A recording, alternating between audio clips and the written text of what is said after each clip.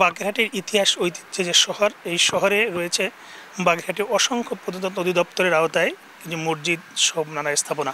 আমরা এখন আছি বাগেরহাট শহরের একেবারে খানজাহান আলী রহমতুল্লাহের মাজারের পশ্চিম পাশে, যেখানে রেজা খোজা মসজিদ। এই মসজিদটি প্রায় এখন ধ্বংসপ্রাপ্ত হয়ে গেছে, প্রায় সামান্য কয়েকটি পিলারের অংশবিশেষ রয়েছে।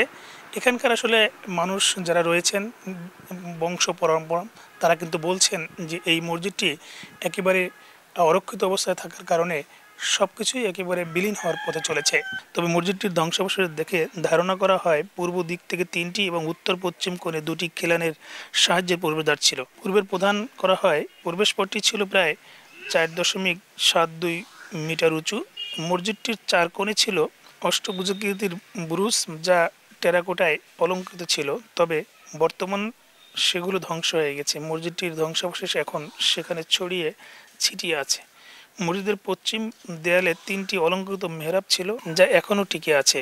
কিছুদিন আগে মসজিদটির সংস্কার চালানো হয়েছিল। খানজাহানের সমাধি ঘুরতে আসা দর্শনার্থীরা খুব হতাশার মধ্যে রয়েছেন এবং তারা বলছেন যে এরকম একটি ঐতিহ্য আস্তে আস্তে ধ্বংসপ্রাপ্ত হচ্ছে, এখানে এখনই উদ্যোগ নেওয়া প্রয়োজন এটাকে সংস্কার করার জন্য। এই যে ইতিহাস ঐতিহ্যের যে প্রাচীনতম যে নিদর্শনগুলো, এই নিদর্শনগুলো আসলে আর সংস্কারের অভাবে কিন্তু দিনের পর দিন কিন্তু হারিয়ে যাচ্ছে। আমরা এখানের যারা রয়েছে স্থানীয়, তারা বলছিলেন যেখানে এই মসজিদটির মাঝখানে যে স্থাপনা রয়েছে সেখানে টিনের ছাপড়া দিয়ে তারা মসজিদ পরিচালনা করে আসছেন। তবে প্রত্নতত্ত্ব অধিদপ্তরের তাদের যে কর্মকর্তা রয়েছেন, তারা বারংবার কিন্তু তাদেরকে এটাকে সংস্কার নেওয়ার ব্যাপারে কোনো উদ্যোগ নেননি এবং সংরক্ষণ করার জন্য তারা কোনো উদ্যোগ নেননি। আমার ছোটোবেলাতে দেখতেছি ধ্বংস, পরে মুরব্বীরা কিছু গ্রামের বাঁশকুটি দিয়ে করে পরে করেছে, তারপর আর একটু গাঁথা হয়েছে।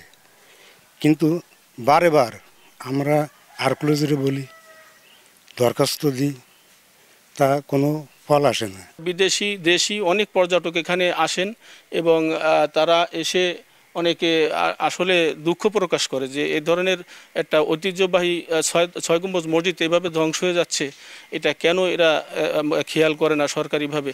এটা তারা বারবার আমাদের বলে, কিন্তু আমাদের তো করার কিছু নাই। আমরা তো যখনই এটা কোনো উদ্যোগ নিতে যাই, তখন এই যে ঈদের জামাত হয়, আমরা নিচে একটু ফ্লোর করেছি, সেটাও তারা এসে বাধা দিচ্ছে। এই মসজিদটা যাতে সংস্কার হয় এবং সরকারিভাবে তারা উদ্যোগ নেয়, এটার জন্য আমরা জোর দাবি জানাচ্ছি।